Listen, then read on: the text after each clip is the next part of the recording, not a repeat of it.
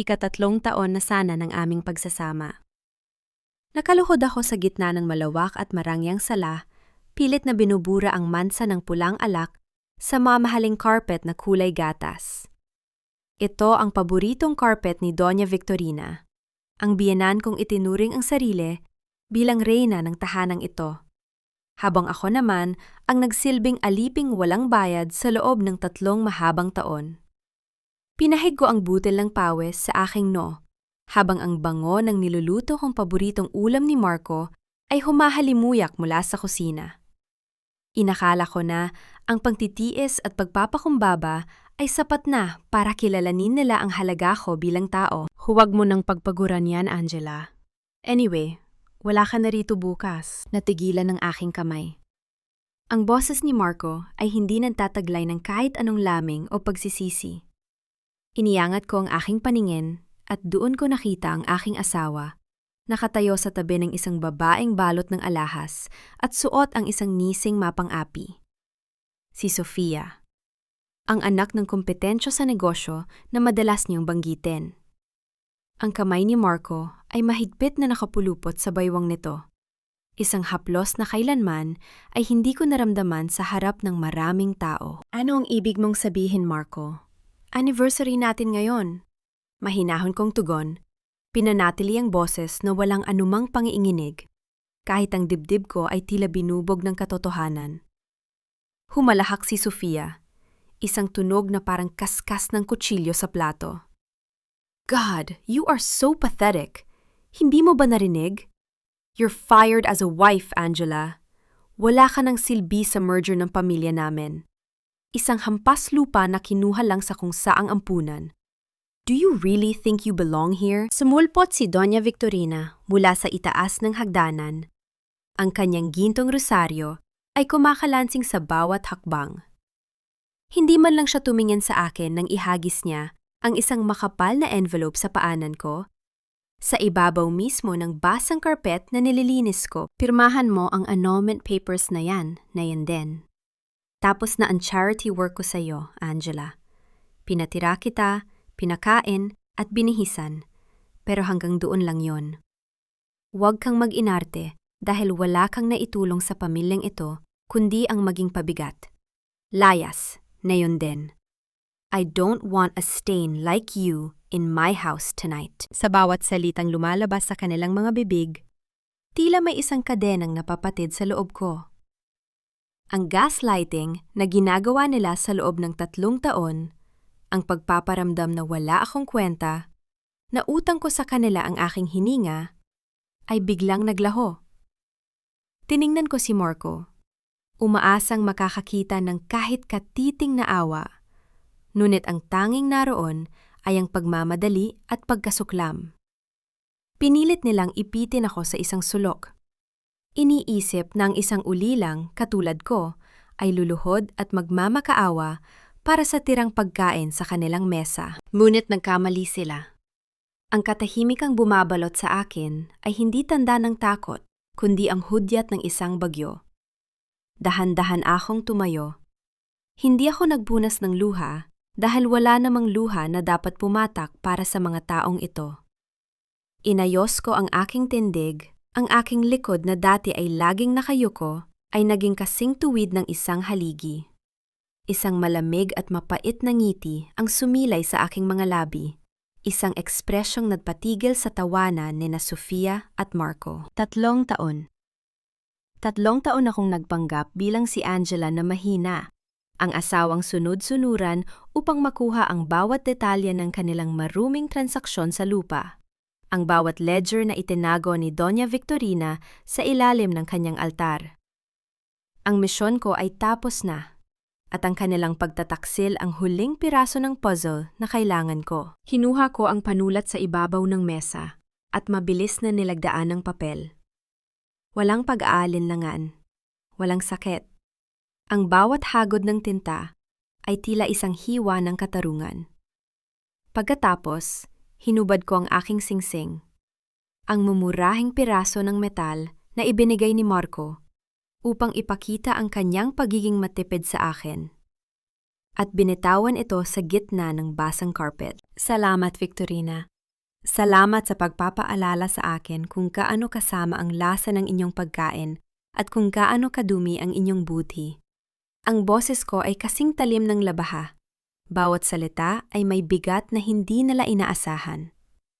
Marco, huwag kang mag-alala. Hindi ko kailangan ng pera mo. Sa katunayan, baka ikaw ang mas mangailangan yan sa mga susunod na araw. Lalakad na sana ako palabas nang hawakan ni Marco ang braso ko ng mahigpit. Saan ka pupunta? Wala kang kahit ano, Angela. Mamamatay ka sa gutom sa labas. Tiningnan ko ang kanyang kamay. Pagkatapos ay muli siyang tinitigan sa mata.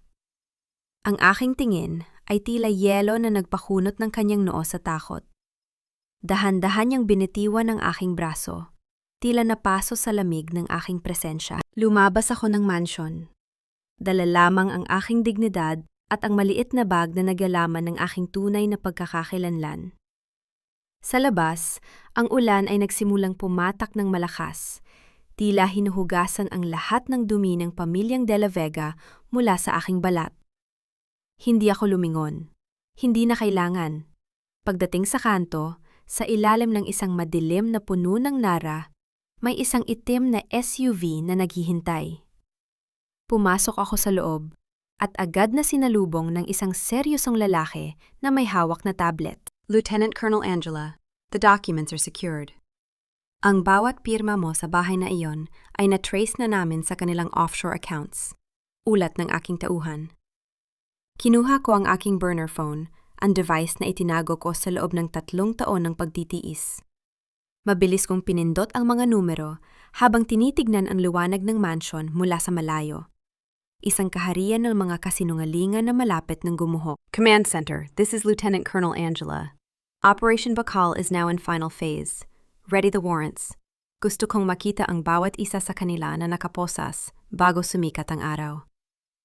Ang aking boses ay hindi na ang boses ng asawang inaapi. Ito na ang boses ng katarungan. Ang lamig ng aircon sa loob ng sasakyan ay tila humahalik sa aking balat. Isang malaking kontras sa malagkit at mainit na hanging iniwan ko sa loob ng mansion ng mga De La Vega. Sa loob ng 3 taon, nasanay akong amuyin ang mamahaling pabango ni Marco at ang amoy ng insenso sa altar ni Doña Victorina. Ngayon, ang tanghing nalalanghap ko ay ang amoy ng bagong leather at ang bango ng kalayaan. Inabot sa akin ni Leandro ang isang itim na paper bag. Walang imik kong kinuha ito. Sa loob ng madilim na sasakyan, habang mabilis kaming bumabagtas sa kalsada ng Forbes Park, hinubad ko ang suot kong kupas na duster, ang uniforme ng aking pagpapanggap. Isinuot ko ang isang kulay abong tactical suit na lapat sa aking katawan, at sa ibabaw nito ay ang aking coat na may bordadong sagisag ng aming unit. Tumingin ako sa maliit na salamin sa loob ng SUV. Ang babaeng nakatingin sa akin ay hindi na ang Angela na yumuyuko kapag sinisigawan ng biyenan. Ang kanyang mga mata ay kasing talim ng agila, at ang bawat guhit ng kanyang mukha ay nagpapahiwatig ng otoridad. Ito ang tunay na ako. Si Lieutenant Colonel Angela Valderrama. Ang babaeng binuo ng disiplina at pinatigas ng batas. Ma'am, welcome back.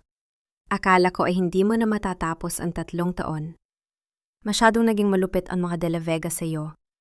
Mahinang sabi ni Leandro habang nakatuon ang pansin sa pagmamaneho.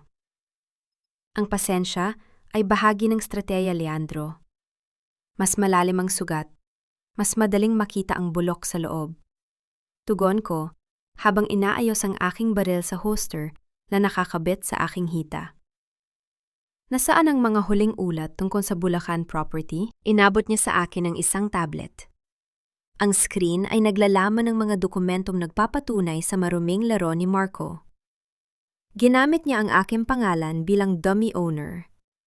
Sa mahigit 50 ektarya ng lupain na sa pilit ang kinuha mula sa mga magsasaka. Nakita ko rin ang mga kopya ng tseke, mga suhol para sa mga opisyal ng lokal na gobyerno upang mapabilis ang conversion ng lupa mula sa agrikultural patungo sa komersyal. Ginamit nila ako, Leandro. Akala nila ay dahil ulila ako at walang matakbuhan, Maari nilang gawing kasangkapan ng aking pirma para sa kanilang kasakiman, mariin kong sabi. Ang bawat pahina na binubuklat ko ay nagpapatindi sa apoy ng aking determinasyon. Ang mga magsasakang nawalan ng kabuhayan, ang mga pamilyang winasak ng kanilang kapangyarihan, sila ang dahilan kung bakit ako nanatili sa impyernong iyon. Ma'am, may isa pang bagay, dagdag ni Leandro. Ang kanyang boses ay naging mas seryoso. Nahanap namin ang isang file sa encrypted server ni Doña Victorina. Tungkol ito sa iyong ama. Mukhang hindi aksidente ang pagbagsak ng kanyang kumpanya 20 taon na ang nakalilipas. Natigilan ang aking mundo. Ang file ay may titulong Victorina's Past. Hindi ko muna ito binuksan. Nararamdaman ko ang mabilis na pagtibok ng aking puso, ngunit pinilit kong manatiling kalmado. Sa trabahong ito, ang emosyon ay isang lason. Kailangan kong manatiling lohikal. Kailangan kong maging ang opisyal na sinanay nila. Huwag mo munang buksan ang file na iyon sa harap ko, Leandro. Ayaw kong lumabo ang aking paningin sa misong ito dahil sa personal na galit. Utos ko, bagaman ang aking mga daliri ay bahagyang nanginginig sa ibabaw ng tablet. Nagpatuloy kami sa pagbiyahe patungo sa aming safe house sa Quezon City. Habang tinitignan ko ang mga ilaw ng lungsod na mabilis na dumadaan sa bintana, naisip ko si Marco. Siguradong masaya siya ngayon sa piling ni Sofia. Nagdiriwang dahil sa wakas ay napaalis na nila ang pabigat sa kanilang buhay. Hindi nila alam, ang bawat segundo ng kanilang kaligayahan ay hiniram lamang mula sa oras na itinakda ko para sa kanilang pagbagsak. 3 taon akong nagsilbi sa kanila. 3 taon kong tiniis ang bawat sampal, bawat insulto, at bawat pagpaparamdam na ako ay basura. Akala nila ay nanalo sila dahil napalayas nila ako ng walang dala. Pero ang dala ko sa aking pag-alis ay ang buong katotohanan na wawasak sa kanilang imperyo. Biglang tumunog ang isa pang device sa dashboard ng sasakyan. Isang mensahe mula sa aming intelligence officer. Ma'am, kumpirmado na. Si Marco ay may nakatagdang meeting bukas ng madaling araw sa isang kilalang head ng land syndicate.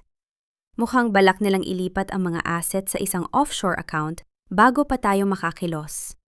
Ulat ng boses sa kabilang linya, isang malamig na ngiti ang sumilay sa aking muka. Masyado silang nagmamadali. Leandro, ihanda ang lahat ng tropa. Hindi tayo maghihintay ng bukas.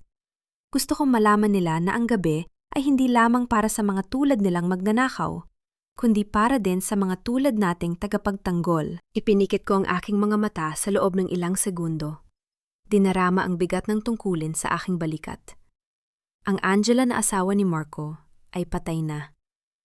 Ang tanging natitira ay ang opisyal na magpapatikim sa kanila ng bagsik ng batas. Ang mansyon ng mga De La Vega ay balot ng kislap ng mga kristal na chandelier. Tila ba bawat sulok ay sumisigaw ng karanyaan. Ang bagoong halimuyak ng mga imported na bulaklak ay humahalo sa amoy ng mamahaling alak, isang atmosfera na malayo sa dilim at ulan sa labas. Sa gitna ng sala, naroon sina Doña Victorina, Marco at Sofia. May hawak na mga kupita ng champagne at may mga nising tila nagtagumpay sa isang malaking digmaan. Walang bakas ng pagsisisi sa kanilang mga mukha. Para sa kanila, ang pagpapalayas sa akin ay parang pagtatapon lamang ng isang sirang gamit na nagbabaho sa kanilang tahanan. Sa wakas, malinis na ang hangin sa bahay na ito. Panimula ni Sofia habang humiilig sa balikat ni Marco. Ang kanyang boses ay puno ng pait at panunuya.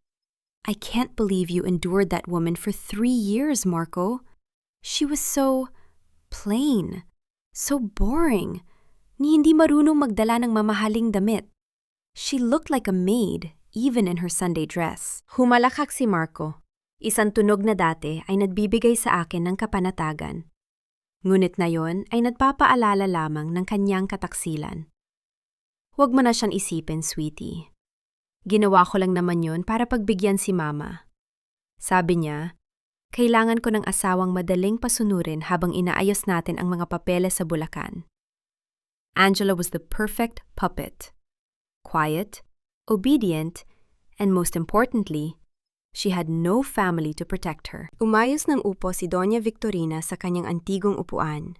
Ang kanyang muka ay puno ng hambog na otoridad. Hinawakan niya ang kanyang gintong kwintas at tumingin sa kanyang anak. Dapat lang na magpasalamat siya sa atin, sabi ng matanda, sa tono na tila siya ay isang santo. Isang malaking utang na loob niya na nakatira siya sa ilalim ng bubong na ito.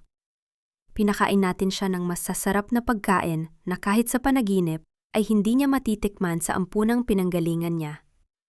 Ang mga katulad ni Angela ay parang damo sa gilid ng kalsada, Marco. Kahit anong gawin mong pag-aalaga, ligaw na damo pa rin ang labas. Nayumpirmahan na ang merger natin sa pamilya ni Sofia, hindi na natin kailangan ng isang hampas lupa sa ating listahan ng mga asset. Nagpatuloy ang kanilang tawanan. Mga kwento ng pangumutya tungkol sa kung paano ako nagmakaawa sa kanilang imahinasyon habang papalabas ng pinto. Nagplano sila para sa kinabukasan tungkol sa bilyon-bilyong pisong kikitain nila mula sa lupang kinuha nila sa mga mahihirap na magsasaka. Ang kanilang kasakiman ay walang hanggan. Tila ba ang buong mundo ay nakalatag para lamang sa kanilang mga paa? Ngunit sa kabila ng kanilang kagalakan, hindi nila alam na ang bawat salitang binitawan nila ay naririnig ko. Sa loob ng SUV na nakaparada ilang metro ang layo mula sa mansyon, nakasuot ako ng aking high-tech na headset, nakikinig sa bawat kumpisal ng kanilang kasamaan. Ang bawat tawa ni Marco ay isang pako sa kabaong ng kanyang kalayaan. Ang bawat insulto ni Doña Victorina ay isang dokumentadong ebidensya ng kanilang kawalan ng dangal. Enjoy your celebration, Victorina, bulong ko sa dilim ng sasakyan. Dahil ito na ang huling gabing matutulog kayo sa malambot na kama.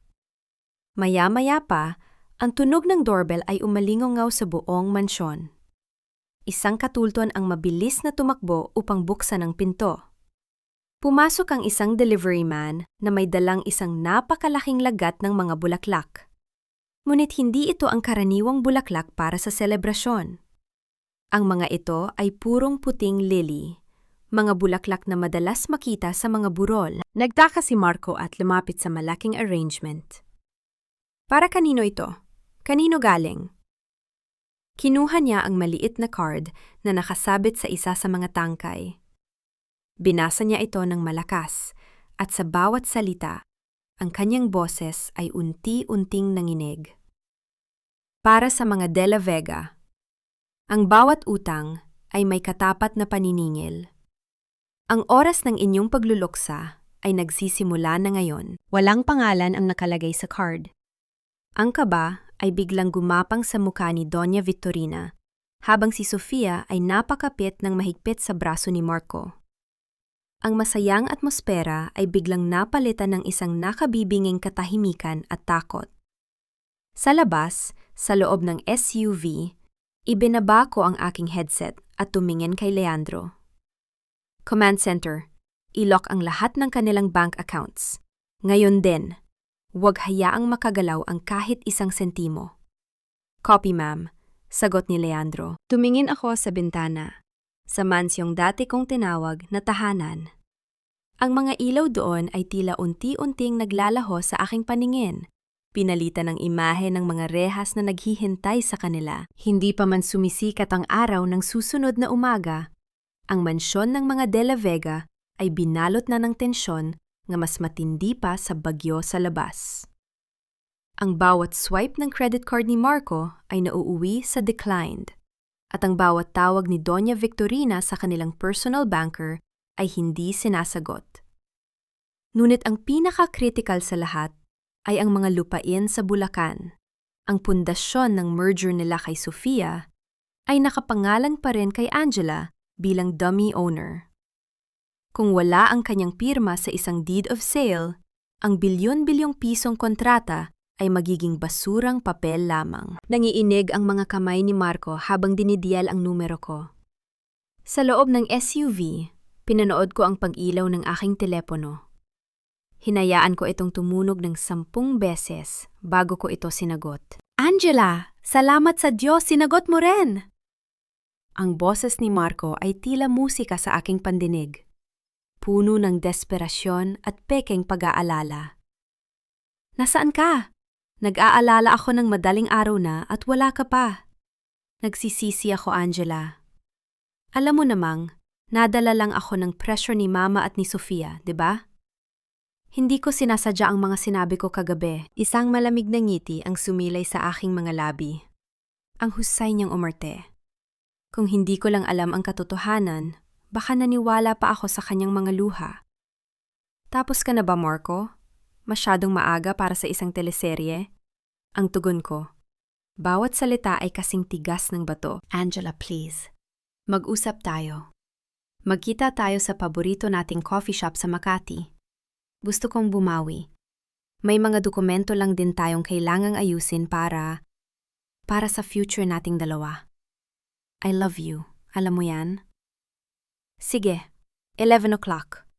Huwag kang mahuhuli. Maikli kong sagot bago pinatayan ng tawag. Eksaktong 11:11 nang pumasok ako sa coffee shop. Hindi na ako ang Angela na nakasuot ng kupas na t-shirt at maong.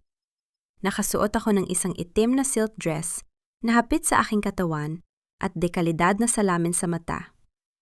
Ang aking aura ay hindi na ng isang biktima, kundi ng isang mananalig. Napatayo si Marco nang makita ako. Baka sa kanyang mga mata ang gulat.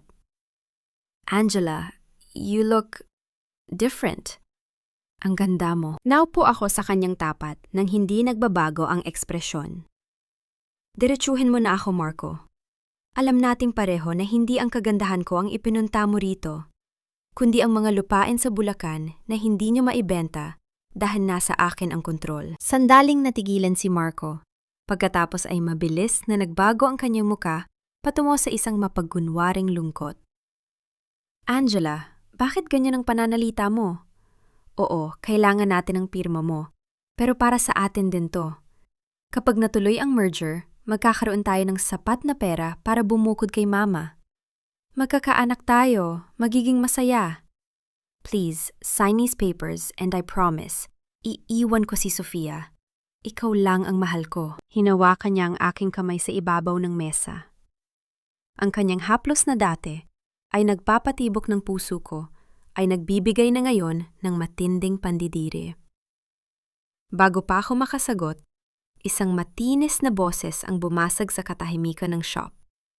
I knew it, you gold-digging bitch! Kadabog na lumapit si Sofia sa aming mesa. Ang kanyang muka ay pulang-pula sa galit. Mukhang sinundan niya si Marco.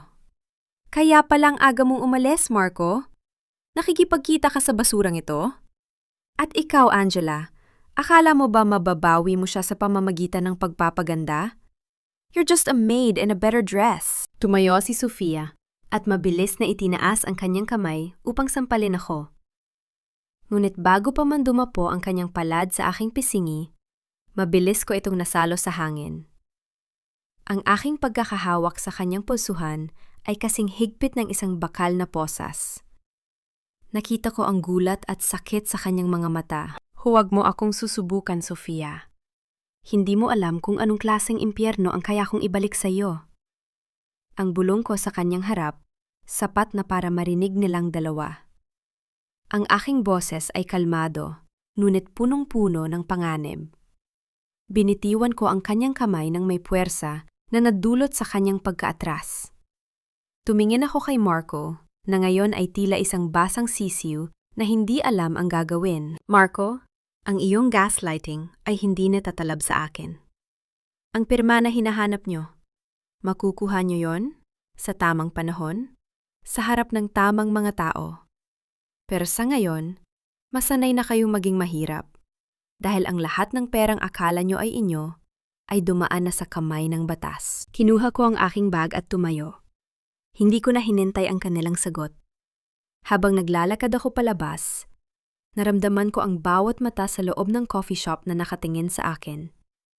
Hindi dahil sa ganda ko, kundi dahil sa kapangyarihang dala ko sa bawat hakbang. Paglabas ko, sinalubong ako ni Leandro. Ma'am, tumawag ang Land Registration Authority. May nadiskubre silang isa pang anomalya. Hindi lang pala lupa ang ninakaw nila. Ang iyong ama, ang kumpanya niya noon ay hindi nalugi. Ito ay kinuha sa pamamagitan ng isang palsipikadong pirma ni Doña Victorina. Ang aking kamao ay nanggigil sa tabi ng aking hita. Ihanda ang lahat, Leandro.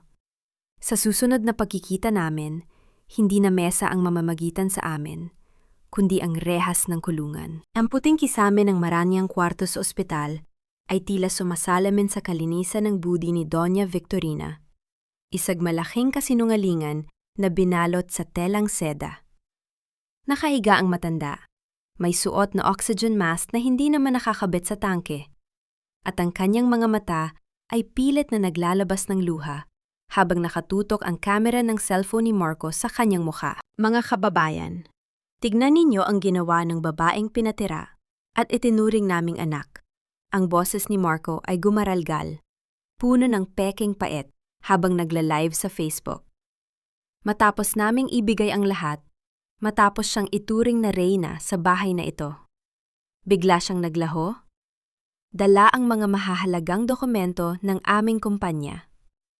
Ngayon, ang nanay ko ay inatake sa puso dahil sa stress na ibinigay ni Angela. Humahagulgol si Doña Victorina sa ilalim ng kanyang maskara. Angela, anak, bumalik ka na. Pirmahan mo na ang mga papel. Huwag mo kaming patayin sa hirap. Ang kanyang mahinang tinig ay sapat na para marinig ng libu-libong nanonood. Sa loob ng safe house, pinapanood ko ang palabas nila sa isang malaking monitor. Ang mga comment section ay puno ng put. Walang utang na loob! Mamatay mali-unti ang Angela na yan. Sana mabulok siya sa kalsada. Ang bawat salita ng netizens ay tila mga palasong ibinabato sa aking pagkatao. Ngunit hindi ako nasasaktan. Sa halip, pinagmamasdan ko ang bawat detalye ng video. Napansin ko ang mahigpit na pagkakahawak ng mga daliri ni Doña Victorina sa kumot. Isang senyales ng tensyon, hindi ng panghihina. Ang kanyang mga mata ay pasimpleng tumitingin sa view count ng livestream. Ma'am, ang taas na ng engagement ng post nila. Maraming tao ang naniwala. Sira na ang reputasyon mo sa publiko. Wika ni Leandro habang mabilis na naggatipa sa kanyang laptop. Hayaan mo silang magsaya sa kanilang sariling entablado, Leandro. Mahinahon kong sagot habang humihigop ng kape. Ang aking boses ay walang bahid ng galit. Ang luha ng buwaya ay madaling matuyo kapag ang init ng katotohanan ang humarap sa kanila. Ihanda ang video mula sa dashcam ng sasakyan ko noong gabi ng anibersaryo. At ang audio recording ng kanilang pag-uusap sa sala habang nililinis ko ang carpet. Biglang tumunog ang telepono ko. Isang tawag mula sa isang hindi kilalang numero. Sinagot ko ito at ang boses ni Sofia ang bumungad sa akin, puno ng pagyayabang. Nanonood ka ba, Angela? That's what happens when you mess with the De La Vegas. You are now the most hated woman in the country. If I were you, pipirmahan ko na ang deed of sale at magtatago na sa lungga mo bago ka pasugurin ng mga tao. Sofia, ang galing nyo palang direktor ni Victorina. Sayang lang dahil ang script nyo ay puno ng butas. Ang maikli kong tugon bago ko pinutol ang linya. Tumayo ako at lumapit sa bintana. Tinitignan ang liwanag ng buwan na tumatama sa mga gusali ng lungsod. Ang gaslighting na ginawa nila ay isang gawaing desperado. Alam nilang kapag hindi ko pinirmahan ang mga papel, babagsak ang kanilang merger at tuluyang mawawala ng halaga ang pamilya nila. Gagamitin nila ang awa ng publiko upang pilitin akong sumuko. Ngunit hindi nila alam na ang katarungan ay hindi nadadaan sa paramihan ng likes o shares. Leandro, ipadala ang unang fumbi sa ospital. Na yun din. Gusto kong makita kung gaano kabilis ang paggaling ang puso ni Doña Victorina. Utos ko. Sa loob ng fungbi ay may lamang isang kopya ng lumang autopsy report ng aking ama, kasama ang isang litrato ni Victorina na may hawak na pluma. Nakatayo sa tabi ng aking ama sa loob ng ICU, 20 taon na ang nakalilipas. Maya-maya pa sa monitor, nakita kong pumasok ang isang courier sa kwarto ng ospital. Inabot ang fungbi kay Marco. Binuksan ito ni Doña Victorina. Sa isang saglit, ang kanyang pag-iyak ay biglang huminto. Ang kanyang mukha ay naging kasing puti ng papel. Mabilis niyang tinanggal ang oxygen mask at pilit na bumangon, tila nakakita ng multo. "Patayin mo ang live! Marco, patayin mo yan!" Ang sigaw niya na daling narinig ng libu-libong tao bago nag-black ang screen. Isang malamig na ngiti ang sumilay sa aking mukha. Ang unang yugto ng kanilang pagbagsak ay nagsimula na. Hindi pa ako tapos. Ang bawat luhang inaksaya nila sa harap ng kamera ay babayaran nila ng tunay na paghihirap sa likod ng mga rehas. Ang alikabok sa tuyot na lupa ng Bulacan ay tila sumasama sa bawat hininga ko, tuyo at mapait. Habang binabaybay namin ang makitid na daan, patungo sa Barrio San Roque, nakikita ko ang mga pilapil na dati ay lunti at masigla. Ngunit ngayon ay bakante at napalilibutan ng matatayog na bakod na may karatulan ng kumpanya ng mga De La Vega. Ito ang mukha ng kanilang kasakiman, isang libingan ng mga pangarap ng mga ordinaryong Pilipino. Huminto ang aming sasakyan sa harap ng isang barong-barong. Lumabas ako at sinalubong ng amoy ng sunog na tuyot na damo. Ang bawat hakbang ko sa lupang ito ay nagpapaalala sa akin na ang aking laban ay hindi lamang para sa aking sarili. "Lieutenant Colonel, narito na po tayo." Mahinang wika ni Leandro. Isang matandang babae, si Aling Marta, ang lumabas mula sa dampa. Ang kanyang mga mata ay malabo na, ang kanyang mga kamay ay magaspang at puno ng nakaguhit na hirap. Siya ang isa sa mga unang biktima ni Doña Victorina. Ang kanyang lupain ay kinuha sa pamamagitan ng pananakot at palsipikadong dokumento. Ang parehong taktika na ginamit nila sa akin. "Salamat sa pagdating, Angela." Nanginginig ang boses ng matanda habang hinahawakan ang aking kamay. Akala ko ay tuluyan na kaming kinalimutan ng mundo. Ang mga De La Vega, sila ay mga halimaw na walang kabusugan. "Hindi ko kayo kinalimutan, Aling Marta. Ipinapangako ko, ang bawat butil ng palay na kinuha nila sa inyo ay babayaran nila ng higit pa sa ginto," tugon ko. Ang aking boses ay puno ng determinasyon, isang pangakong binuo sa loob ng 3 taon ng pagtitiis. Bumalik kami sa safe house nang lumulubog na ang araw. Ang langit ay kulay dugo, tila nagbababala sa darating na unos. Sa loob ng aming operasyon center, inilatag ni Leandro ang huling piraso ng katotohanan. Isang lumang dokumento mula sa archives ng kumpanya ng aking ama. "Ma'am, kumpirmado na. Hindi nalugi ang tatay mo dahil sa maling pamamahala." Nilason ni Victorina ang isipan ng mga investors at hiningi niya ang pirma ng tatay mo habang siya ay nasa ilalim ng matinding sedasyon sa ospital. Inagaw nila ang lahat sa inyo bago ka pa man maging ganap na dalaga. Naramdaman ko ang lamig na gumapang sa aking likuran. Ang bawat alaala ng aking pagkabata, ang pag-iyak ng aking ina, ang pagbagsak ng katawan ng aking ama, ay tila mga piraso ng bubog na tumatarak sa aking puso.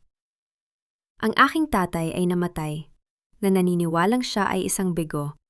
Nang hindi nalalamang siya, ay biktima ng isang traidor na itinuring niyang kaibigan. Utang na loob, bulong ko. Ang boses ko ay halos hindi marinig sa tindi ng puot. Ginamit ni Victorina ang utang na loob bilang armas laban sa pamilya ko, at ginamit niya rin ito laban sa akin. Pero sa pagkakataong ito, ako ang maniningil. "Handa na ang lahat para sa gala bukas, ma'am," ulat ni Leandro. Ang mga imbitasyon ay naipadala na sa mga tamang tao. Ang media, ang mga opisyal ng gobyerno, at ang mga biktima ng land grabbing.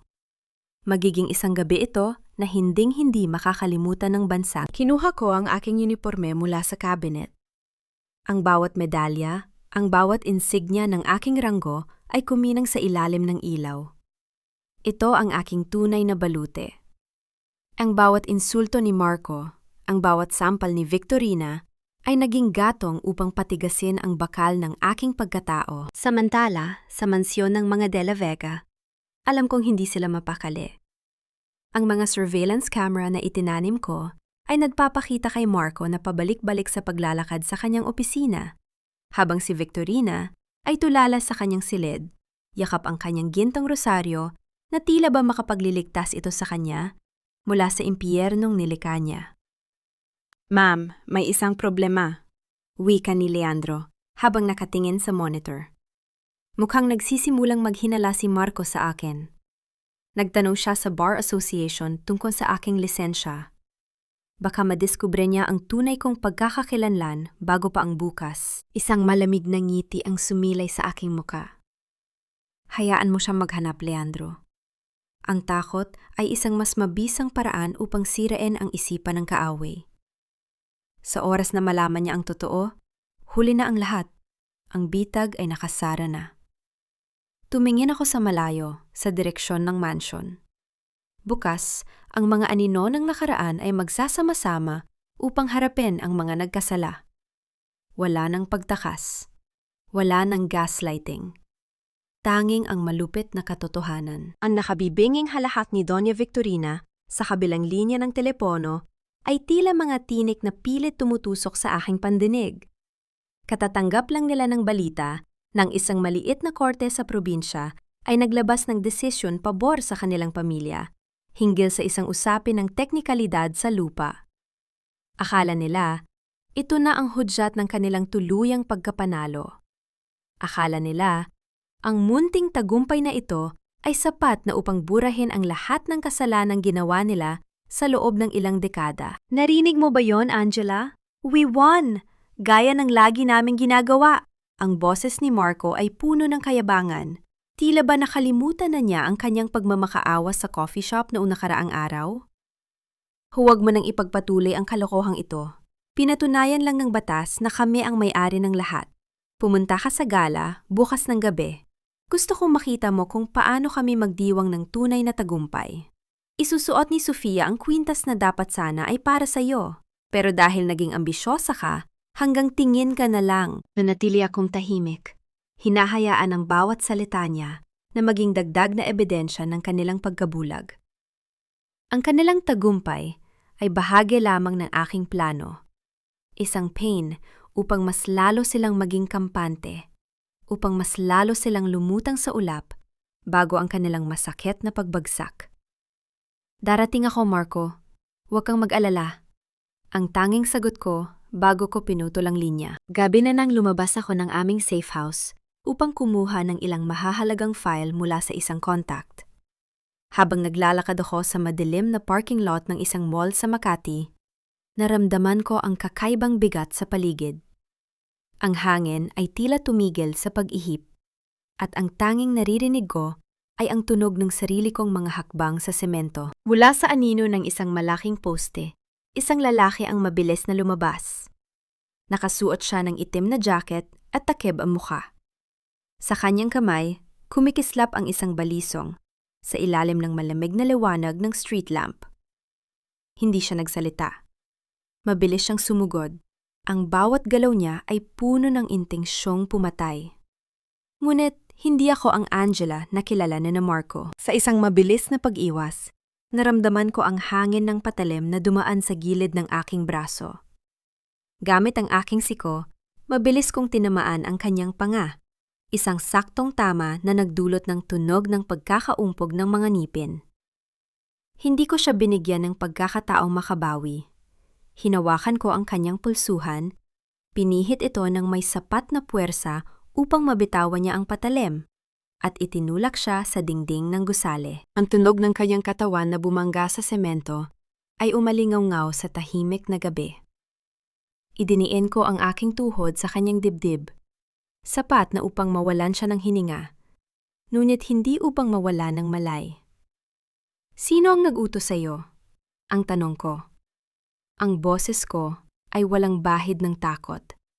Tanging ang malamig na otoridad ng isang opisyal, si Sofia, at ang matandang babae, ang nangiinig na sagot ng lalaki. Ang kanyang mga mata ay puno ng gulat. Hindi niya akalain na ang isang babaeng mamanahing gaya ng sinabi sa kanya ay may ganitong klaseng lakas. Isang mapait na ngiti ang sumilay sa aking mga labi. Desperado na sila. Masyado na silang takot sa kung anong hawak ko, kaya gumagawa na sila ng mga maruruming hakbang. Binitawan ko ang lalaki matapos makuha ang kanyang cellphone, at bago pa man siya makatakbo, Ang aking mga tauhan na nakatago sa paligid ay mabilis na lumitaw upang dakpin siya.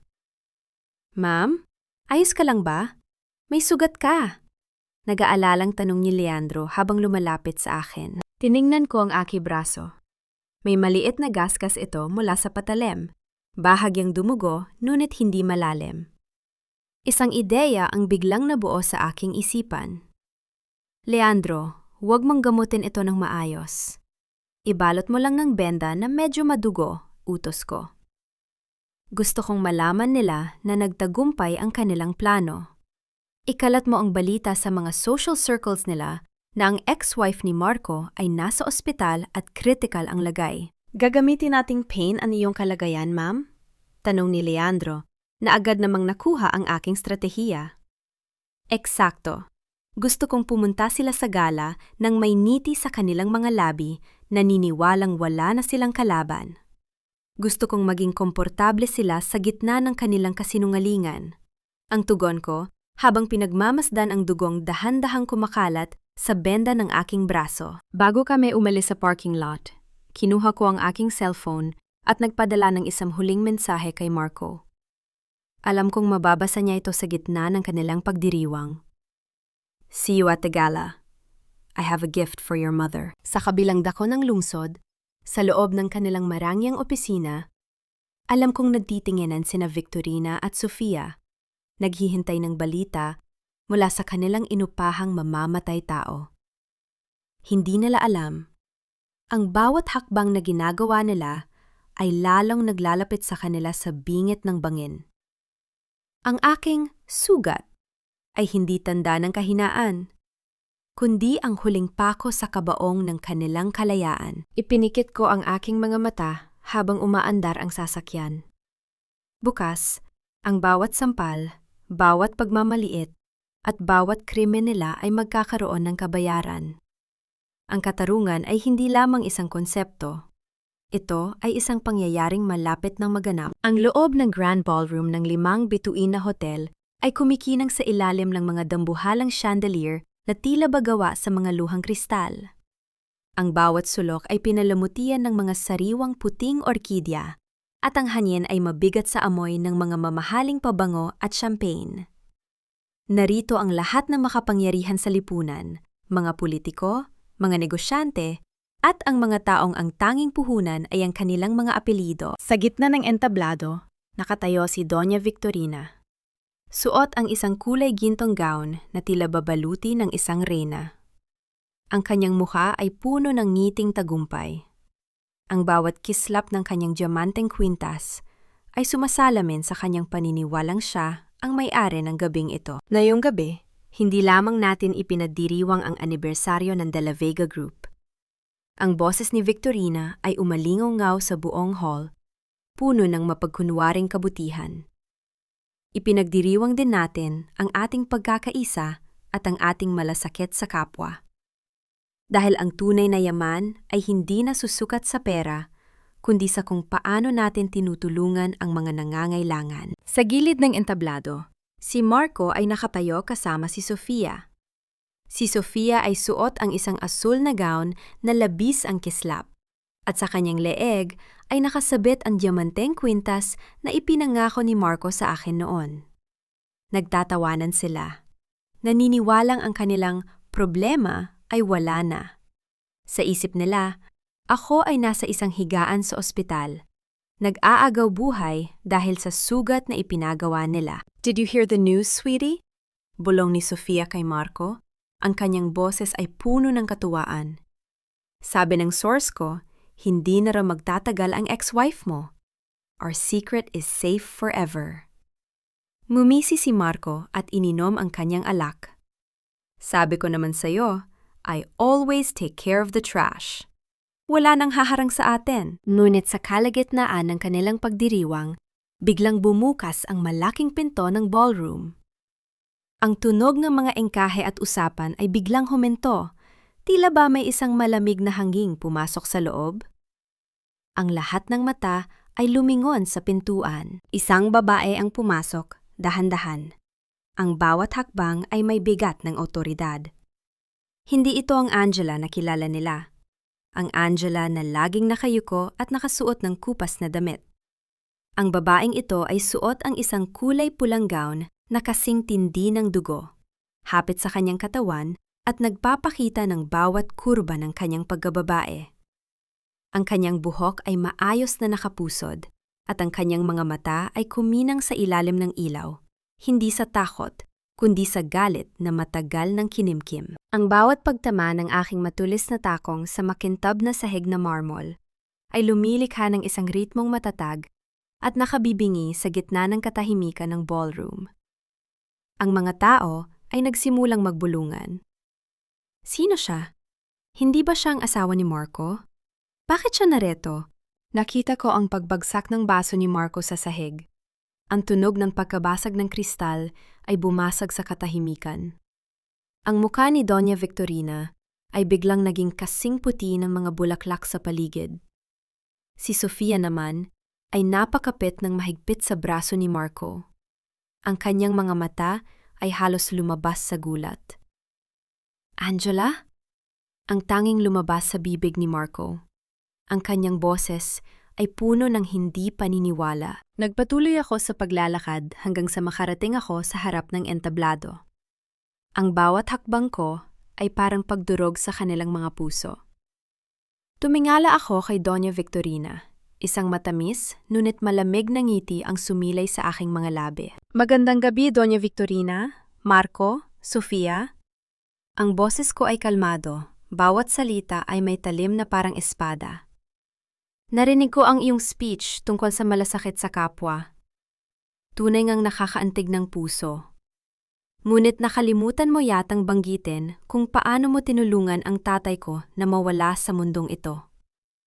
Ang bulungan sa paligid ay naging isang malakas na ingay. Ang mga bisita ay nagtinginan. Ang tensyon sa loob ng ballroom ay tila isang kuryenteng handang sumabog. Ano ang ibig mong sabihin, Angela? You are making a scene. Wala kang modo! Sigaw ni Victorina. Pilit na ibinabalik ang kanyang otoridad, kahit na nanginginig ang kanyang mga kamay. Security! Get this woman out of here! She's mentally unstable! Dalawang security guard ang mabilis na lumapit sa akin. Ngunit bago pa man nila ako mahawakan, itinaas ko ang aking kamay. Mula sa likuran ko, 4 na lalaki na nakasuot ng maayos na suit ang pumasok. At sa isang mabilis na galaw, iniharang nila ang kanilang mga katawan sa mga guards. Isa sa kanila ay si Leandro, na ngayon ay may hawak na isang badge na kumikinang sa ilalim ng mga chandelier. Huwag niyo siyang hahawakan. Ang boses ni Leandro ay puno ng kapangyarihan. Under the authority of the National Bureau of Investigation and the Philippine National Police, we are here to serve a warrant. Tumingin ako muli kay Victorina. Ang aking mga mata ay tila yelo na nagpapatigil sa kanyang hininga. Security? Victorina, ang mga taong ito ay hindi para paalisin ako. Sila ay narito. Para sa inyo. Ano warrant? This is ridiculous! Marco, do something! Hiyaw ni Sofia. Ang kanyang boses ay naging matinis sa takot. Kinuha ko ang mikropono mula sa stand sa gilid ng entablado. Tumingin ako sa lahat ng bisita. Sa bawat kamera na ngayon ay nakatutok sa akin. Ito na ang sandaling hinintay ko sa loob ng 3 taon. Lahat ng inakala ninyong yaman ng mga De La Vega ay binuo sa ibabaw ng mga bangkay at nakaw na lupa, ang simula ko. Ang bawat salita ko ay umalingaw-ngaw sa buong ballroom. At ngayong gabi, ang lahat ng iyon ay magtatapos na. Security! Throw her out now! Ang huling hiyaw ni Victorina habang tinuturo ako, ang kanyang muka ay puno ng desperation at puot. Ang bawat hakbang ng mga security guard ay biglang nahinto, nang ang 4 na lalaking kasama ni Leandro ay sabay-sabay na nagbunot ng kanilang mga badge at baril. Ang malamig na kalansing ng mga bakal na sagisag ng batas ay tila naging hudyat ng pagtatapos ng kapayapaan sa loob ng ballroom. Ang mga bisita ay nagsimulang magsigawan, ang tunog ng mga silya na nagagasgas sa sahig at ang pagtakbo ng mga tao ay lumikha ng isang kaguluhan na hindi inasahan ni na Victorina. Walang kikilos, manatili sa inyong mga pwesto. Ang sigaw ng isa sa mga kasamahan ni Leandro. Ang boses niya ay umalingaw-ngaw sa bawat sulok ng malaking silid. Numiti ako nang makita ko ang mukha ni Marco. Ang kanyang mga mata ay palipat-lipat sa akin at sa mga pulis. Ang kanyang bibig ay bahagyang nakabukas, ngunit walang salitang lumalabas. Sa kabilang banda, si Sofia ay nagsimulang manginig. Ang kanyang asul na gown ay tila naging isang kulungang nagpapahirap sa kanyang paghinga. Angela, anong kahibangan nito? Isang palabas? Magkanong ibinayad mo sa mga aktor na ito? Ang hiyaw ni Victorina. Pilit na itinatago ang takot sa likod ng kanyang mapang-aping tono. Hindi ko siya sinagot. Sa halip, tumingin ako sa control booth sa gawing itaas ng hall. Itinaas ko ang aking kamay at nagbigay ng isang maliit na senyas. Sa isang saglit, ang masayang musika na nagmumula sa mga speaker ay biglang naputol. Ang dambuhalang screen sa likuran ni Victorina, na kanina ay nagpapakita ng kanilang family portrait, ay biglang nag-iba ng anyo. Lumabas doon ang isang malinaw na video recording. Kitang-kita ang mukha ni Victorina sa loob ng isang madilim na opisina, may iniabot na makapal na sobre sa isang opisyal ng gobyerno. Kasunod nito ay ang mga scan copies ng mga dokumento ng lupa sa Bulacan. Ang mga orihinal na titulo na may mga palsipikadong pirma ng aking ama. Ang mga bulungan sa ballroom ay naging isang malakas na ingay ng pagkagulantang. Ang bawat bentahe, bawat suhol, at bawat krimen na inakala nilang baon na salimot ay nakaladkad sa harap ng lahat. Hindi yan totoo! Gawa-gawa lang yan! Fake news! Ang sigaw ni Marco. Ngunit ang kanyang boses ay tila isang mahinang ihip ng hangin sa gitna ng bagyo. Dahan-dahan kong inabot ang zipper sa likod ng aking pulang gown. Sa isang mabilis at yamanteng galaw, hinubad ko ang panlabas na bahagi ng aking kasuotan. Ang pulang tela ay bumagsak sa aking paanan. Tila isang kumunoy ng nakaraan na tuluyan ko nang iniwan. Ang buong ballroom ay biglang tumahimik. Ang katahimikan ay napakabigat. Tila ba lahat ay nakalimot huminga? Sa ilalim ng pulang gown, suot ko ang aking kumpleto at malinis na uniforme bilang isang lieutenant colonel ng Philippine National Police. Ang mga gintong bituin sa aking balikat ay kuminang sa ilalim ng mga chandelier. Ang aking ranggo, ang aking danggal, at ang aking tunay na pagkakakilanlan ay nakalantad na ngayon sa harap ng bawat taong humamak sa akin. Lieutenant Colonel Angela Valderrama, ang pakilala ko. Ang boses ko ay kasing tigas ng bakal na bumabagsak sa semento. Narito ako hindi bilang ang asawang itinapon ninyo, kundi bilang ang opisyal na magpapatupad ng batas na inyong niyurakan. Lumapit si Leandro sa akin at inabot ang isang makapal na folder. Kinuha ko ito at binuksan sa harap ni na Victorina de la Vega, Marco de la Vega, at Sofia Alcacid. Ang pagbanggit ko sa kanilang mga pangalan ay parang isang haton ng kamatayan. Kayo ay nasa ilalim ng aresto para sa kasong land grabbing, economic sabotage, bribery, at ang muling pagbubukas ng kaso ng pagkamatay ni Arturo Valderrama. May karapatan kayong manahimik. Anumang sabihin ninyo ay maaring gamitin laban sa inyo sa korte. Ang tunog ng mga flash ng camera ay naging sunod-sunod. Ang mga reporter na kanina ay nag-aabang ng balita tungkol sa anibersaryo ay mabilis na nagtakbuhan patungo sa entablado. Ang kahihiyan ni Victorina ay naging pampublikong tontonan. Hindi niyo ako pwedeng hulihin. Kilala ko ang sekretary, kilala ko ang presidente. Ang hiyaw ni Victorina habang pilit siyang kinakaladkad pababa ng entablado ng dalawang babaeng pulis. Ang kanyang gintong kwintas ay naputol sa gulo. Ang mga butil nito ay nagkalat sa sahig. Tila ang kanyang imperyong gumuhon na. Si Sofia ay napaupo sa sahig, humahagulgol, habang ang mga posas ay ikinakabit sa kanyang mga kamay. Ngunit si Marco, nakita ko ang kanyang paglingon sa gilid. Mabilis siyang tumakbo patungo sa pintuan ng kusina, pilit na tumatakas sa katarungan. Leandro, isecure ang perimeter. Ako na ang bahala sa kanya. Utos ko, habang mabilis akong sumunod sa direksyon ni Marco. Ang takot sa kanyang mga mata ang huling bagay na nakita ko bago siya tuluyang nawala sa dilim ng backstage. Ngunit alam ko, sa gabi na ito, walang kahit anong anino ang makakapagtago sa kanya mula sa liwanag ng katotohanan. Ang bawat tunog ng aking sapatos sa malamig na semento ng pasilyo ng mga empleyado ay tila isang ritmong nagmamarka ng katapusan ng isang mahabang paghihintay. Naririnig ko ang mabibigat at mabilis na paghinga ni Marco sa di kalayuan. Ang tunog ng kanyang mamahaling sapatos ay nagpapahiwatig ng kanyang pagmamadali. Ang bawat hakbang ay puno ng desperasyon at takot. Ang dating kumpiyansa at mapagmataas na si Marco de la Vega ay isa na ngayong hayop na naghahanap ng butas na matataguan. Pagdating sa dulo ng pasilyo, sa tapat ng pintuan ng service exit, napatigil siya. Mabilis niyang pinihit ang hawakan ng pinto, ngunit hindi ito gumalaw. Ang malakas na kalansing ng metal na pilit na binubuksan ay umalingaw-ngaw sa tahimik na pasilyo, ngunit nanatiling nakasara ang pinto. Nakalok ang lahat ng exit, Marco. Huwag mo nang pagurin ang sarili mo. Ang malamig kong boses ay bumasag sa kanyang pagkataranta. Dahan-dahan siyang lumingon. Ang kanyang buhok ay gulo-gulo. Ang pawis ay umaagos sa kanyang noo. At ang kanyang muka ay balot ng matinding panginginig.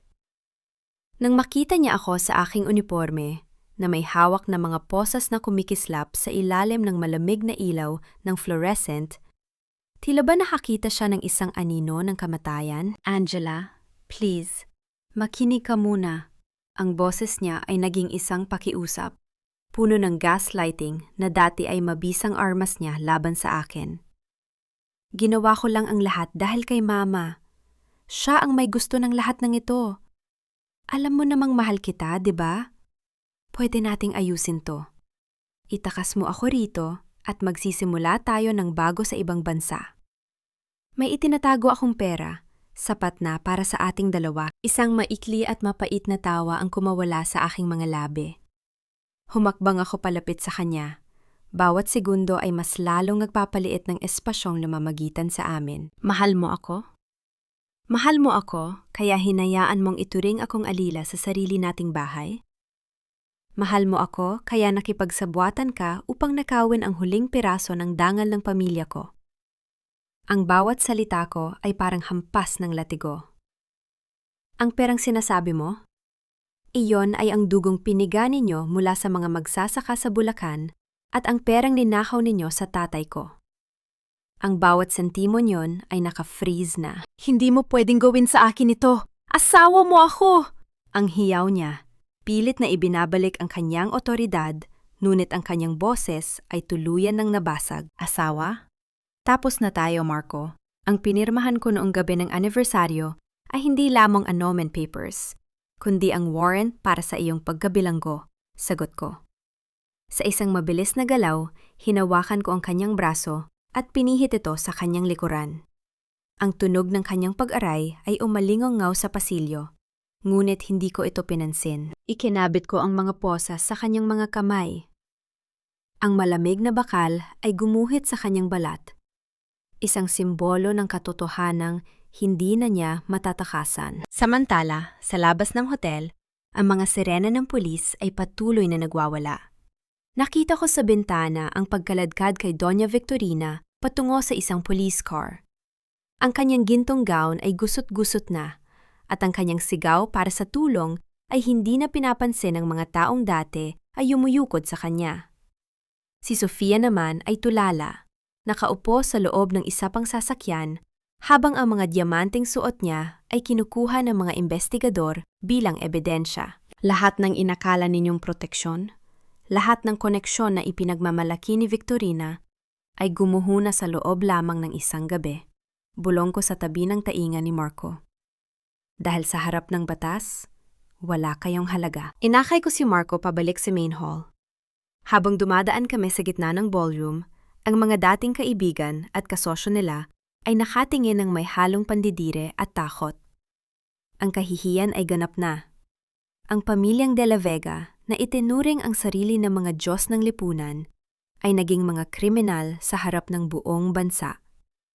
Inabot ko si Marco sa mga naghihintay na opisyal. Tumingin ako kay Leandro, nakakatapos lang makipag-usap sa radyo. Ma'am, kumpirmado na. Ang lahat ng kanilang properties ay nasa ilalim na ng sequestration. Wala na silang balikan. Ulat ni Leandro. Huminga ako ng malalim. Ang bigat na dinala ko sa loob ng 3 taon ay tila unti-unting naglalaho.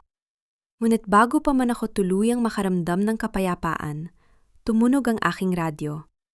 Isang boses mula sa General Headquarters ang narinig. Lieutenant Colonel Valderrama, we found something in Victorina's private vault. It's a ledger containing names of high-ranking officials involved in the land syndicate. The operation is bigger than we thought. Your safety might be at risk. Tumingin ako sa malayo, sa gabi na tila hindi pa tapos magbigay ng mga sorpresa.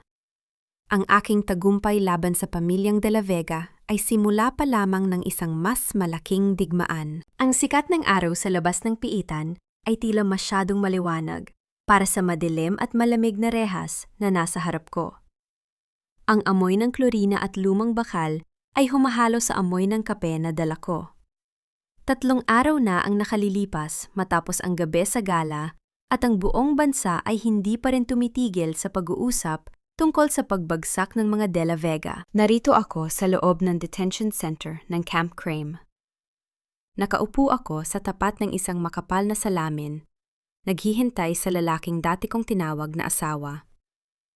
Nang bumukas ang pintuang bakal sa kabilang panig, lumabas ang isang anino ng lalaking dati ay laging maayos ang tindig. Si Marco. Wala na ang kanyang mamahaling suit. Suot niya ang kulay kahel na uniforme ng mga preso. Ang kanyang mga mata ay lubog. Ang kanyang balbas ay tumubo na ng walang ayos. At ang kanyang mga kamay ay nanginginig habang hinahawakan ng headset upang makipag-usap sa akin. Angela, hindi ko akalain na bibisitahin mo pa ako.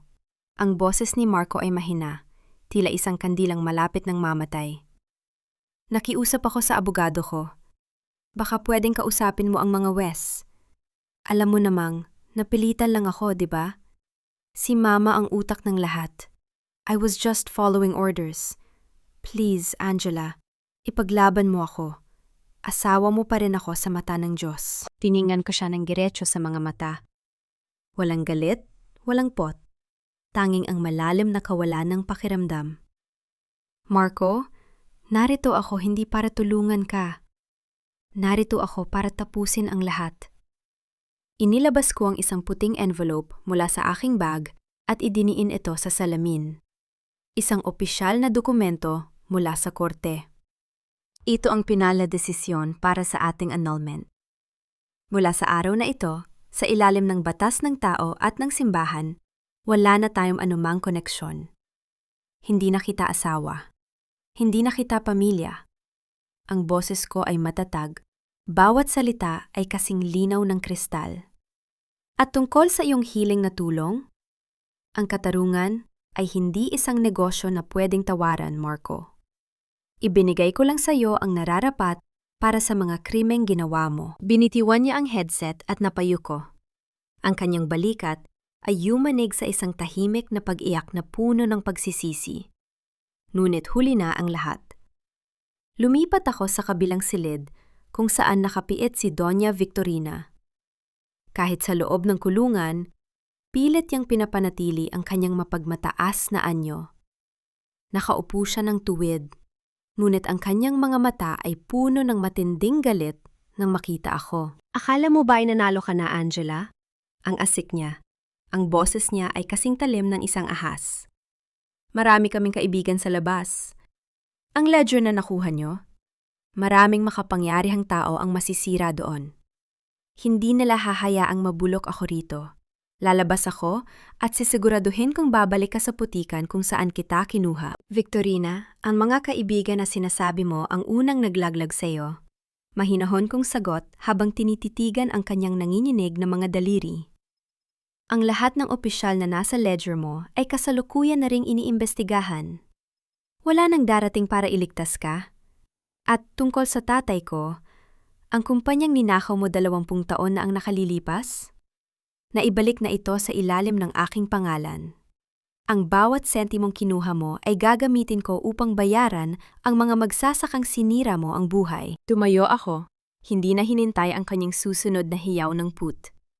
Naririnig ko ang tunog ng kanyang pagdabog sa mesa habang papalabas ako ng silid. Isang desperadong ingay ng isang reynang nawalan ng kaharian. Paglabas ko ng gusali, sinalubong ako ng sariwang hangin at ang liwanag ng papalubog na araw. Nakita ko si Leandro na nakasandal sa aming sasakyan. May hawak na isang bouquet ng mga puting rosas. Ang kanyang mukha ay may bakas ng pagkapagod. Ngunit may kasamang isang tapat na ngiti. Ma'am, kakatanggap ko lang ang balita mula sa Bulacan. Nagsimula na ang pamamahagi ng mga titulo ng lupa sa mga pamilya ni Aling Marta. Sabi nila, utang daw nila sa iyo ang kanilang bagong buhay.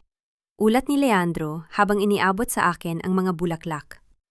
Kinuha ko ang mga rosas. Ang kanilang bango ay tila isang gamot sa aking sugatang gunita. Hindi nila utang sa akin ang anuman, Leandro. Ibinigay ko lang ang katarungang matagal lang ninakaw sa kanila. Ano nang plano mo ngayon, Angela? Tapos na ang misyon mo sa mga De La Vega? Tanong ni Leandro. Ang kanyang boses ay may halong kuryosidad at isang bagay na mas malalim pa sa pagiging magkatuwang sa trabaho. Tumingin ako sa malayo, sa abot tanaw kung saan ang mga ilaw ng lungsod ay nagsisimulang magningning. Ang bigat sa aking dibdib sa loob ng 3 taon ay tuluyan ng naglaho. Pinalitan ng isang bagong pag-asa. Ang landas patungo sa katarungan ay hindi natatapos sa isang pamilya, Leandro. Marami pa tayong dapat gawin. Pero sa ngayon, tumingin ako sa kanya at sa unang pagkakataon, isang tunay at malayang ngiti ang sumilay sa aking mga labi. Maybe we can have that dinner you mentioned. Not as officers, but as ourselves. Mumiti si Leandro at binuksan ang pinto ng sasakyan para sa akin. Habang papalayo kami sa Camp Crame, ang bawat tunog ng makina ay tila isang hakbang palayo sa mapait na nakaraan.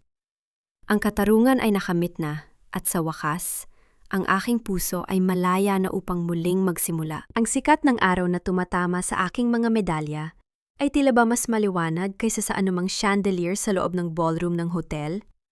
Nakatayo ako sa gitna ng grandstand ng Camp Crame, suot ang aking full dress uniform, habang ang tunog ng martsa ng mga kadet ay nagbibigay ng isang ritmong puno ng dangal at disiplina. Ngayong araw, ang aking promosyon bilang senior superintendent ay hindi lamang isang hakbang sa aking karera, kundi isang pagkilala sa 3 taon ng aking pananahimik at sakripisyo. Congratulations, Colonel Valderrama. Ang boses ng Chief of Police ay puno ng paghanga, habang iginagawad niya ang bagong insignia sa aking balikat. Ang iyong katapangan sa pagbuwag sa land syndicate ng mga De La Vega ay isang malaking tagumpay para sa buong bansa. Salamat po, sir. Ang tagumpay na ito ay para sa bawat Pilipinong ninakawan ng kanilang bukas.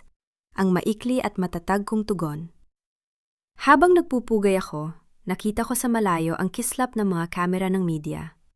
Ang mukha ko na dati ay itinatago sa dilim ay nasa bawat headline na ngayon, hindi bilang asawang biktima, kundi bilang isang simbolo ng katarungan. Pagkatapos ng seremonya, nagtungo ako sa korte para sa huling pagbabasa ng sentensya laban sa pamilya De La Vega.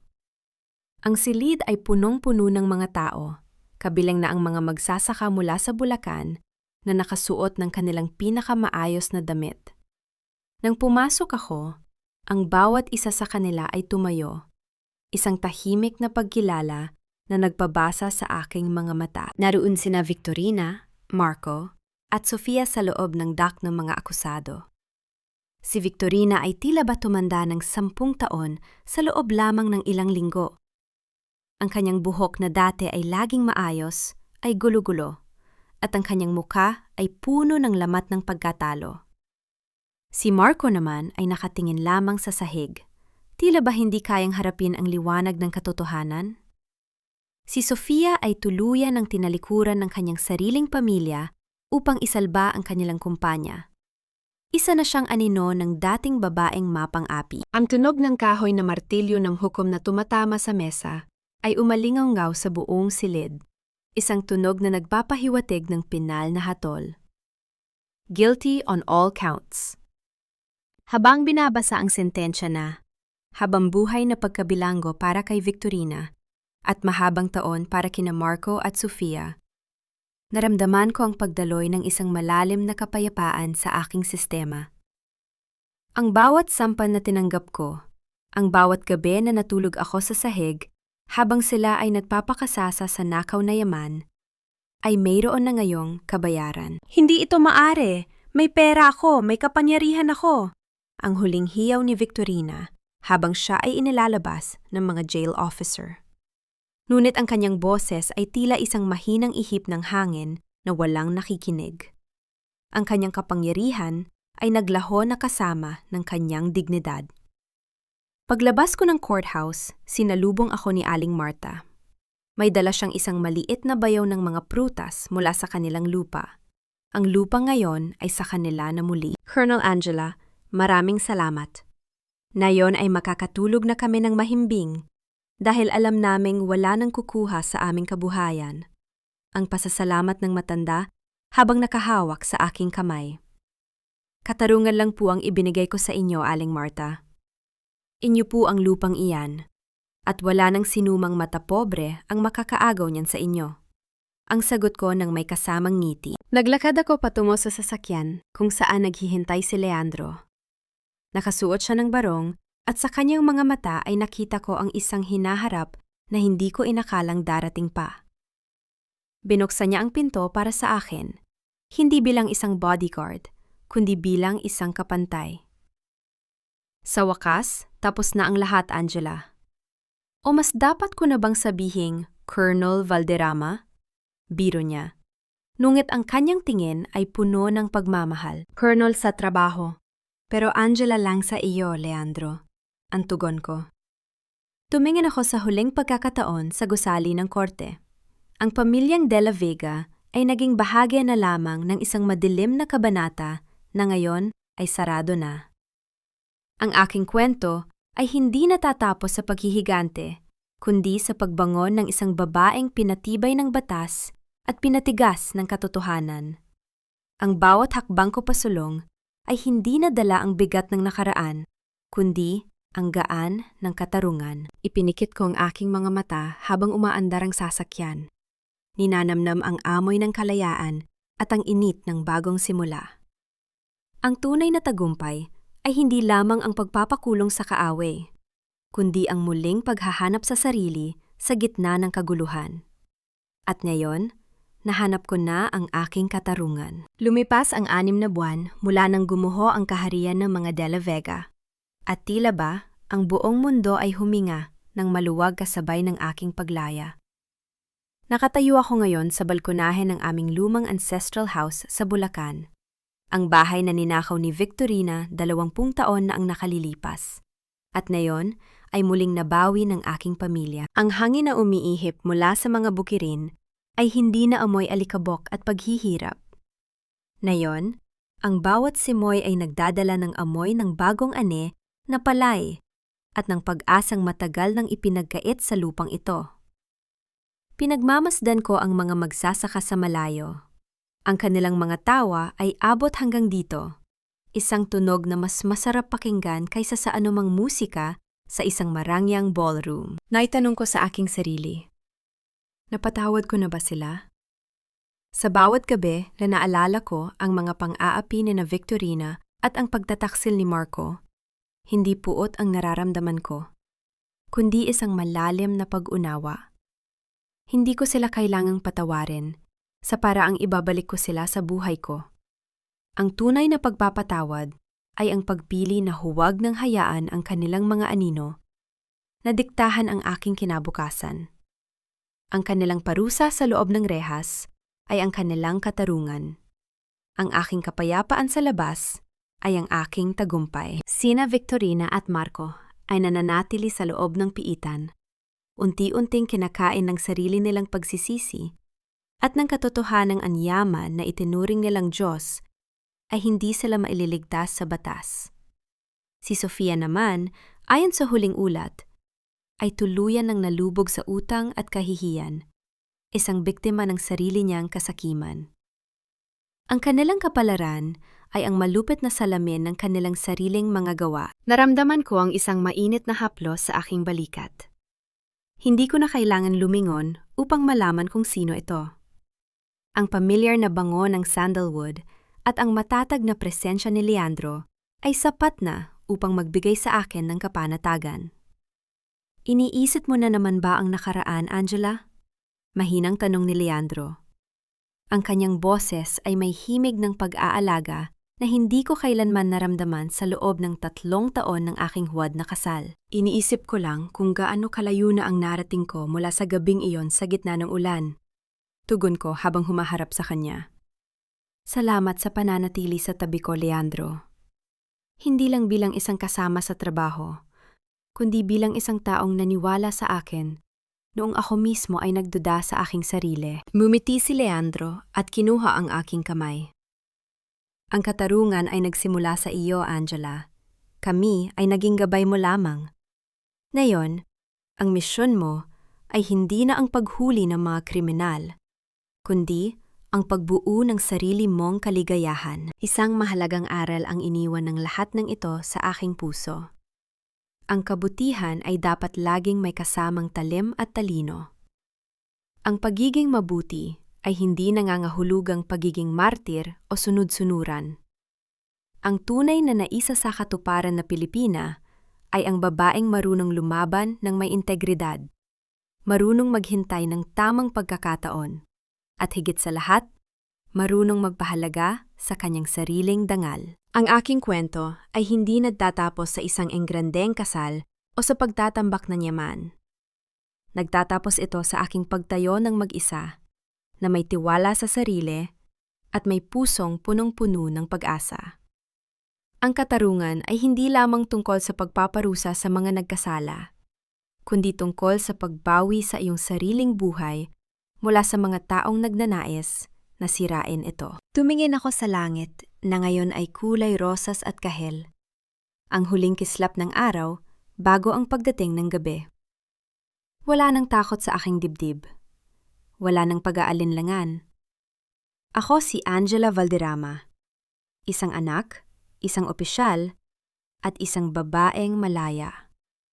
Ang aking katarungan ay ganap na, at ang aking bagong simula ay narito na.